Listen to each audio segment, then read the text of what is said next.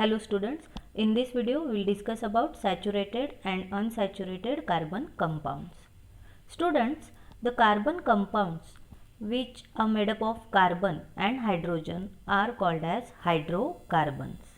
Based on bonds, the hydrocarbons are of two types, saturated hydrocarbons and unsaturated hydrocarbons. Saturated hydrocarbons are the hydrocarbons which are having single covalent bond between carbon atoms. These are also called as alkane, having general formula CnH2n plus 2. So the hydrocarbons which are having single covalent bond between carbon atoms are called as saturated hydrocarbons. These are also known as alkane, having general formula CnH2n plus 2. Unsaturated hydrocarbons are the hydrocarbons or the carbon compounds which are having carbon-carbon double or triple bond. Unsaturated hydrocarbons which are having carbon-carbon double bond are called as alkene. Alkenes are the hydrocarbons in which there is double bond present, one or more double bond present between carbon-carbon atoms. It is having general formula CnH2n. Another type of hydrocarbon, unsaturated carbon compound is the carbon compounds which are having carbon-carbon triple bond, and these hydrocarbons, these compounds are called as alkynes. So, alkynes are the hydrocarbons which are having carbon-carbon triple bond, having general formula CnH2n minus 2.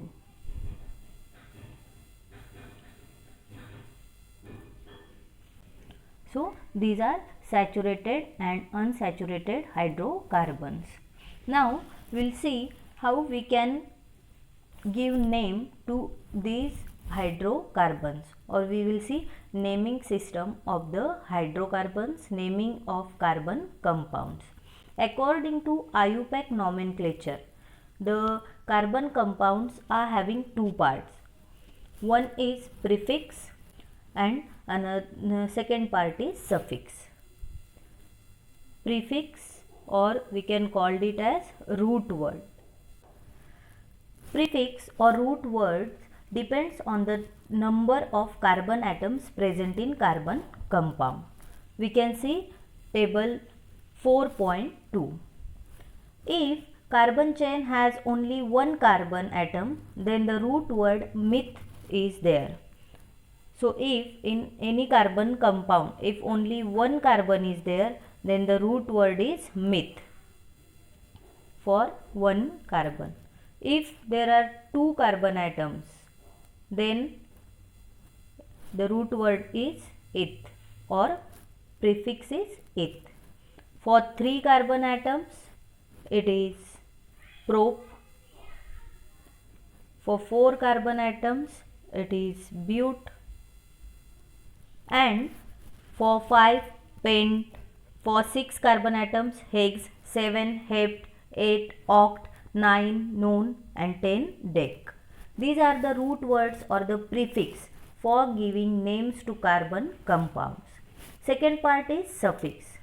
Suffix depends upon the type of bond.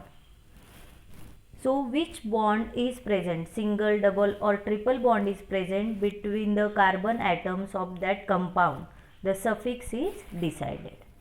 If the single bond is there, then compounds are called as alkane and N suffix will be there.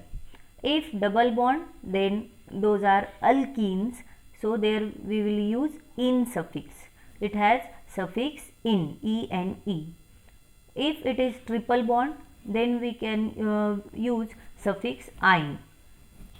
So with the help of these root words and suffix, we can name the carbon compounds. You can see table 4.2. In this table, the first one is methane. This methane is having formula CH4 means the carbon number of carbon atom is 1. So we will use root word meth. As methane is having, see in the structure, methane is having all single covalent bond. So it is alkane member of alkane family, and we can write suffix here N, A-N-E. So it is methane. If two carbon atoms are there, then according to the nomenclature, we will use root word eth for the two carbon atoms. See, while writing carbon compounds, first of all you have to write the carbons which are given in that particular compound and then satisfy their valency with the hydrogen atoms. Now here two carbon atoms are there, so we can use root word eth. All the single bonds are there, so suffix N, ethane, having molecular formula C2H6. Here we can use general formula to find out the molecular formula. For example, number of carbon atoms is 2 and it is the member of alkane family. So the general formula of alkane is CnH2n plus 2. Number of we'll take example as number of carbon atoms 3. So C3H2 into 3 plus 2. It will be C3, 3 2s are 6 plus 2. So it will be C3H8. And as there is 3 carbon atoms, so we will use root word prop. All single bonds, so suffix N, and it will be propane, C3H8. Now we will see one example of alkene. Now this carbon compound is having double bond, so we can use suffix in. We know the carbon compounds which are having double bond are alkene. Here alk is also root word, so here suffix will be in. And two carbon atoms are there. For two carbon atoms we are using root word eth, so it will be eth for two carbon atoms. As double covalent bond is there, so suffix ene. So this is ethene. The name of this carbon compound is ethene. We can use general formula of alkene, that is CnH2n, and with the help of this formula we can find out the molecular formula of different members of alkene family. For example, we will take number of carbon atoms as 4, C4H2 into 4, C4H 4 2s are 8, C4H8 is one member of alkene family. Now see example for alkyne. This carbon compound has triple bond and 3 carbon atoms. So root word for 3 carbon atom is prop, and triple bond is there, that's why suffix ine, and it is propyne. General formula of alkyne is CnH2n minus 2. If we put CnH2n minus 2, if we put 3 in the place of n, we will get C3 2H2 into 3 minus 2.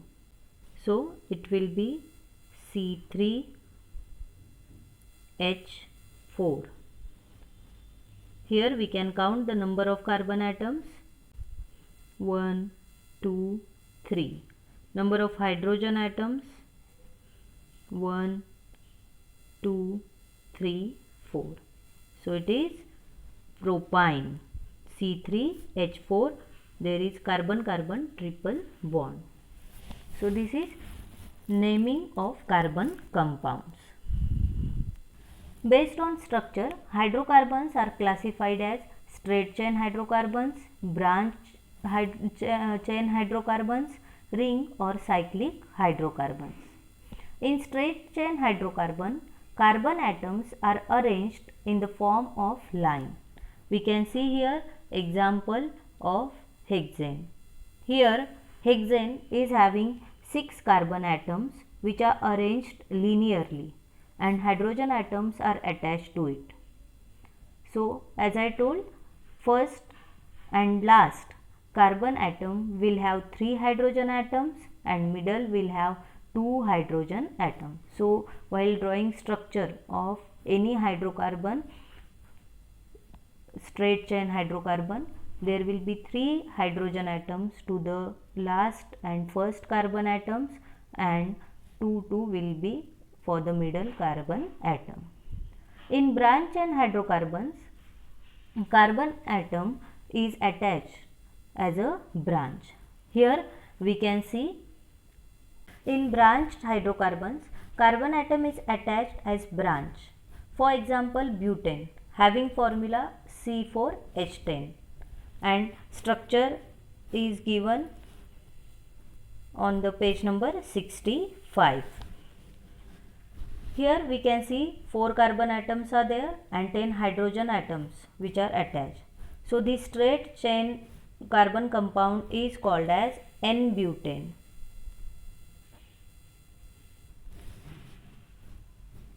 If we attach last carbon atom to the second carbon atom, it becomes isobutane or 2-methyl propane. So this is 2-methyl propane or it is also called as isobutane. What we did here, we attach the last carbon atom to the second carbon atoms. Here this CH3 is called as methyl group and as it is attached to the second carbon atom, so it is called as 2-methyl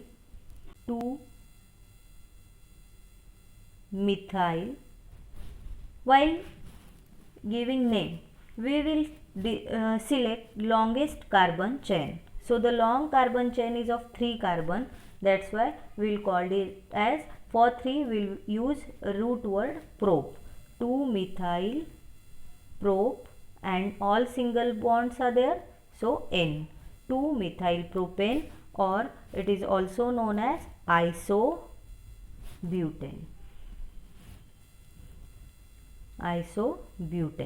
Because N-butane and this 2-methyl propane are having same molecular formula, that is C4H10. Here we can see both these are having same molecular formula C4H10 but different structural formula. Such compounds with same molecular formula but different structures are called as structural isomers. So N-butane and isobutane are the structural isomers which are having same molecular formula but different structures. With straight and branch chain, some carbon compounds are arranged in ring structure, also known as cyclocompounds. We can see example here, that is cyclohexane. 6 carbon atoms are there, so we use root word hex. All the single bonds are there, so suffix N, hex suffix will be N, and these carbon atoms are arranged in a ring structure, in a cyclic structure, so it is cyclohexane. Similarly, we will see one more example. So in this 4 carbon atoms are there. For 4 we will use root word but, all single bond N, and it is closed structure. First carbon is attached to last carbon, so we will call it as cyclo. cyclobutane. Like that we can say cyclobutane, cyclopropane, cyclopentane, cyclohexane. Unsaturated cyclic compounds are called as aromatic compounds. So all these are saturated, but there are unsaturated cyclic compounds are also present, and such unsaturated cyclic compounds are called as aromatic compounds. So unsaturated cyclic compounds are called as aromatic compound. For example, benzene. It has 6 carbon atoms in the form of ring having alternate double and single bond. So this is the structure of benzene, which is having 6 carbon and 6 hydrogen attached to it, and also alternate double and single bonds are present. Such hydrocarbons are called as aromatic hydrocarbons. So students, up to this we learn about hydrocarbons, that is compounds made up of carbon and hydrogen mainly. Now we will learn about sharing of electron of carbon with other elements. Carbon can share its electron with carbon atom or with other elements like hydrogen, oxygen, nitrogen and sulfur.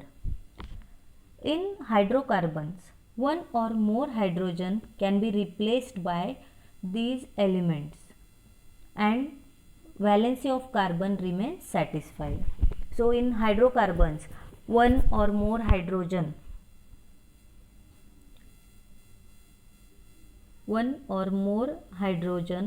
of the carbon compound can be replaced by any of the element like halogen, such as chlorine is there, or oxygen, or sulfur, or nitrogen, and such atoms of other element are called as heteroatoms.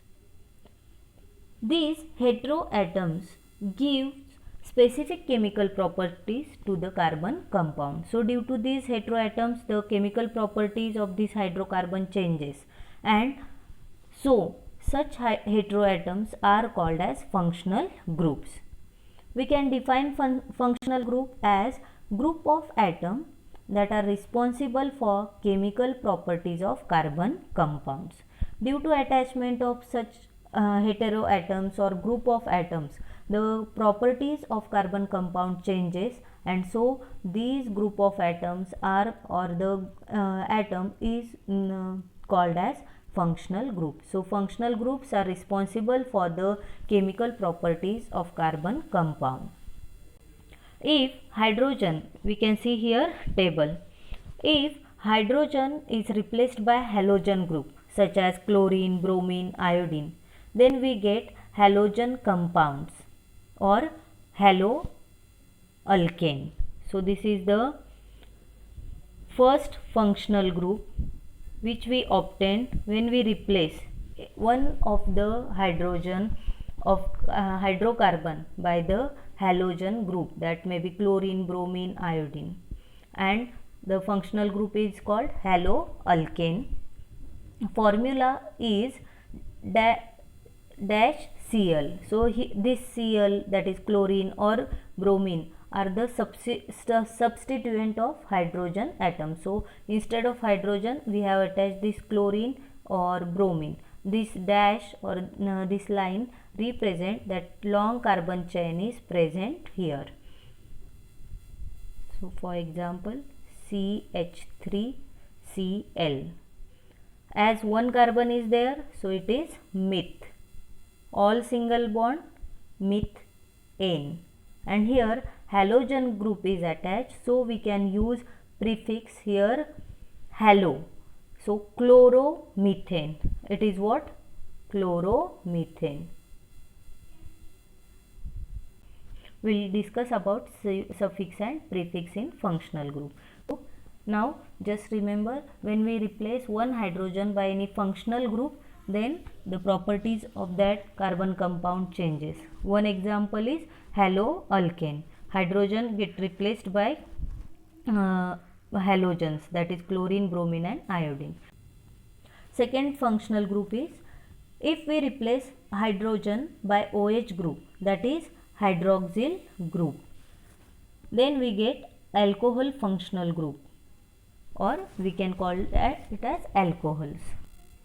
If hydrogen of hydrocarbon is replaced by C double bond OH group, that is aldehyde group.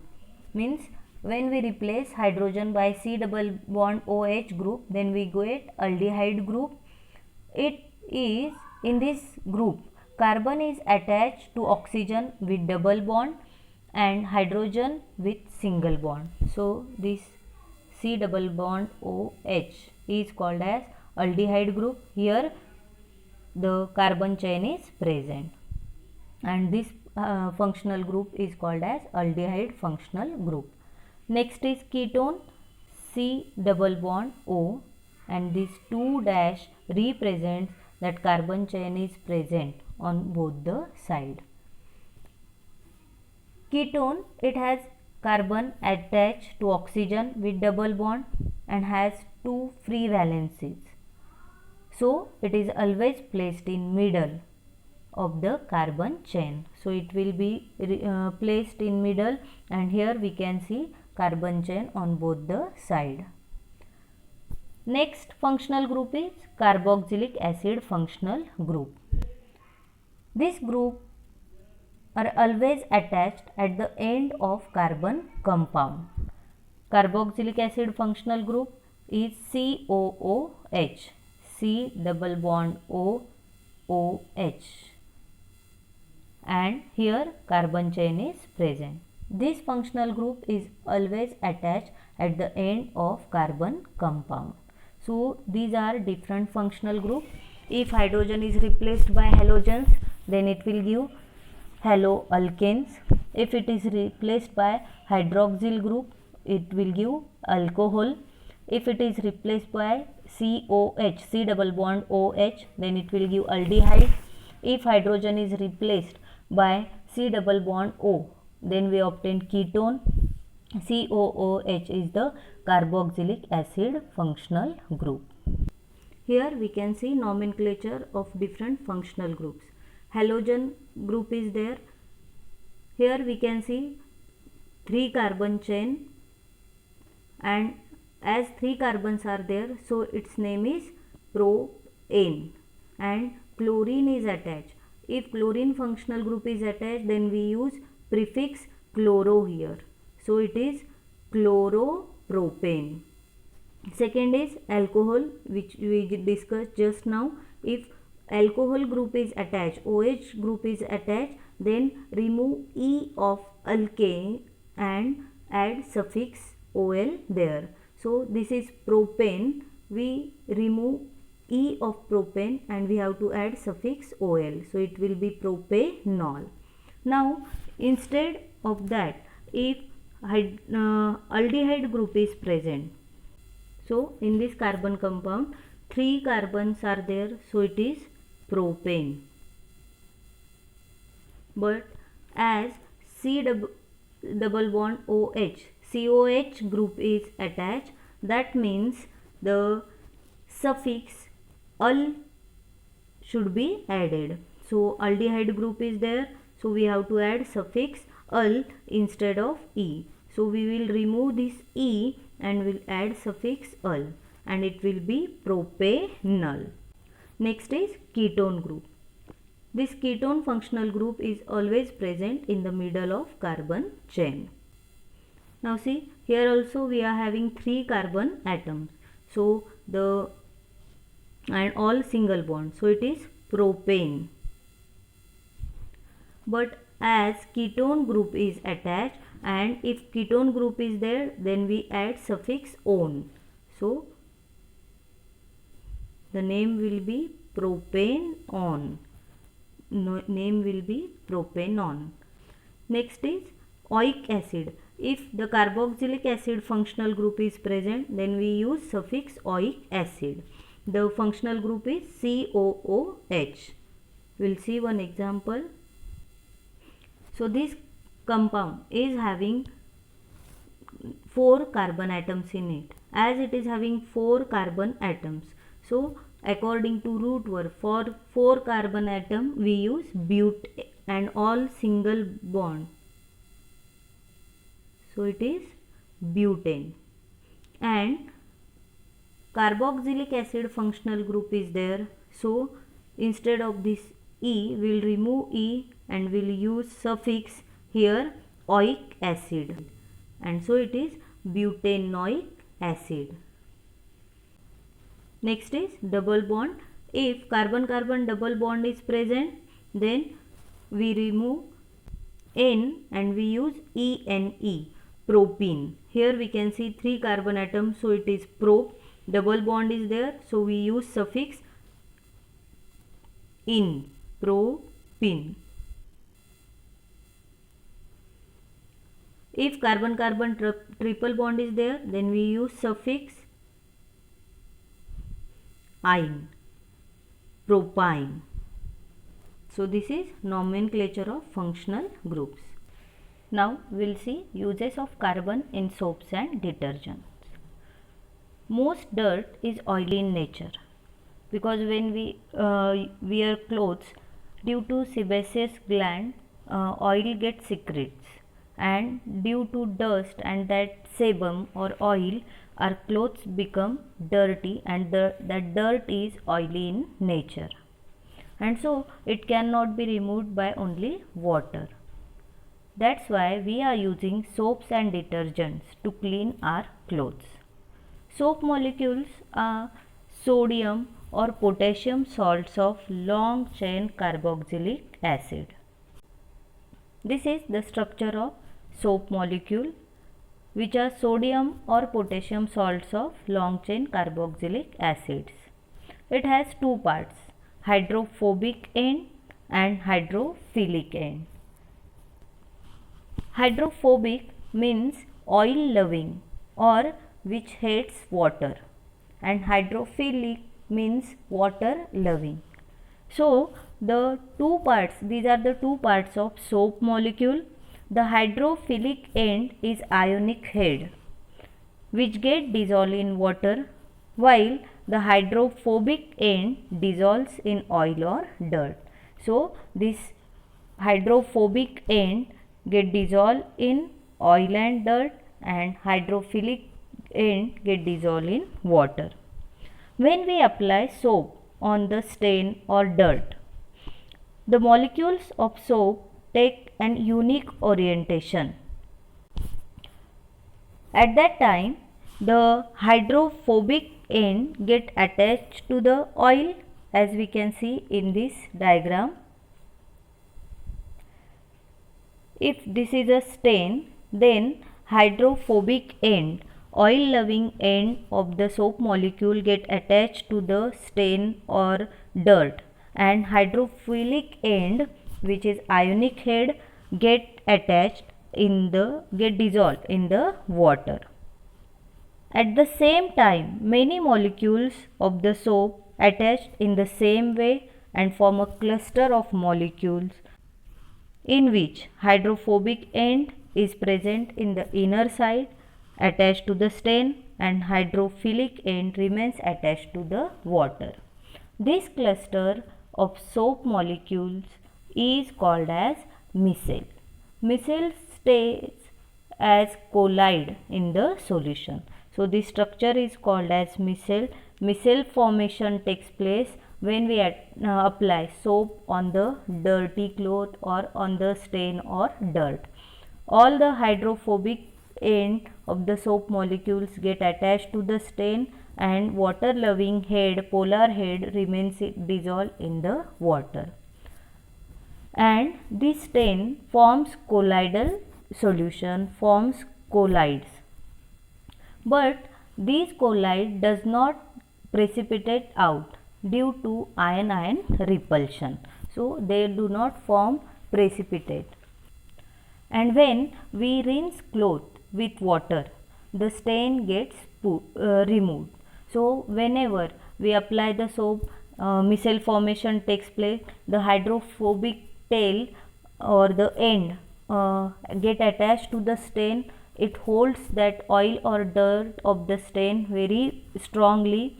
Hydrophilic end remains dissolved in the water, and when we rinse the cloth with the help with water, the dirt and also get pulled out with the help of soap molecules. So soap micelles are helping to pull out the dirt from the cloth along with water, and our clothes become clean. Soap micelles are large enough that it can scatter light, so soap solution appears cloudy. So this is cleansing action of soap. How soap removes the dirt. Students, have you ever observed that while bathing there is formation of precipitate or scum takes place? This is due to reaction of soap with calcium and magnesium salts present in the water. These calcium and magnesium salts are responsible for hardness of water, and so in hard water soap forms insoluble scum. In hard water, the sodium salts of fatty acid or the molecules of soap reacts with the calcium and magnesium ions and form insoluble precipitate. We called it as a scum. And due to this scum formation, removal of dirt become very difficult. In such condition, we have to apply more soap so that foam formation takes place or dirt get removed. To overcome this problem, we are using detergents. Detergents are ammonium and sulfonate salts of long chain carboxylic acid. This is the structure of detergent molecule. Detergents are ammonium and sulfonate salts of long chain carboxylic acid. The charged end of detergents do not form precipitate with calcium and magnesium ions present in the hard water. So though water is hard, the scum formation or the precipitate formation does not take place in case of detergents. These are used in preparing shampoos and other cleansing agents.